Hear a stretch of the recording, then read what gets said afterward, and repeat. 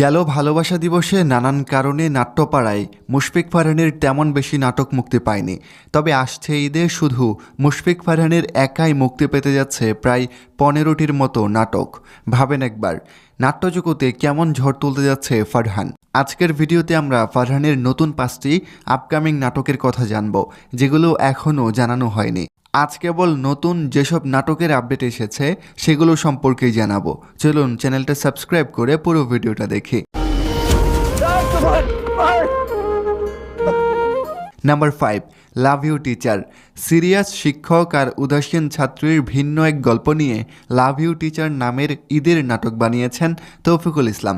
গল্পটাও লিখেছেন তিনিই। সিএমবির ব্যানারে নির্মিত এই বিশেষ নাটকের সিনেমাটোগ্রাফিতে রয়েছেন বিশ্বজিৎ দত্ত। নাটকটি রোমান্টিক ধাঁচের হতে যাচ্ছে। রোমান্টিক ধাঁচের নাটকে ফারহানের অভিনয় কেমন হয় সেটা তো আপনারা জানেন। Number 4, hello guys. সামনের ঈদে মুশফিক ফারহান এবং কেয়া পায়েল জুটির যে কাস্টের জন্য আমি ভীষণ অপেক্ষা করছি সেটা হলো হ্যালো গাইজ।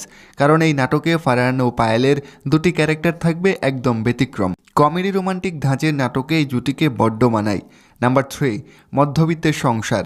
মুশফিক ফারহান ও তানজিন তিশার মোস্ট হিট ধামাকা হতে যাচ্ছে মধ্যবিত্তের সংসার। সংসার জীবনের সুখ দুঃখের মিশ্রণে এই নাটকটা দর্শকদের নজর কাড়তে বাধ্য করবে। নাম্বার 2, আমি শুধু তোমারই হব। এই নাটকটার কথা আপনাদের জানানো হয়নি। আসন্ন ঈদে ফারহান ও সাফা কবিরের এই নাটকটা কিন্তু ভালো হিট হতে পারে, কেননা এই জুটি এর আগেও বেশ কিছু সফল কাজ দর্শকদের উপহার দিয়েছেন। Number 1, lost in love. Farhan ও আয়েশা খানের রোমান্টিক ইমোশনাল ধাঁচের নাটক লস্ট ইন লাভ।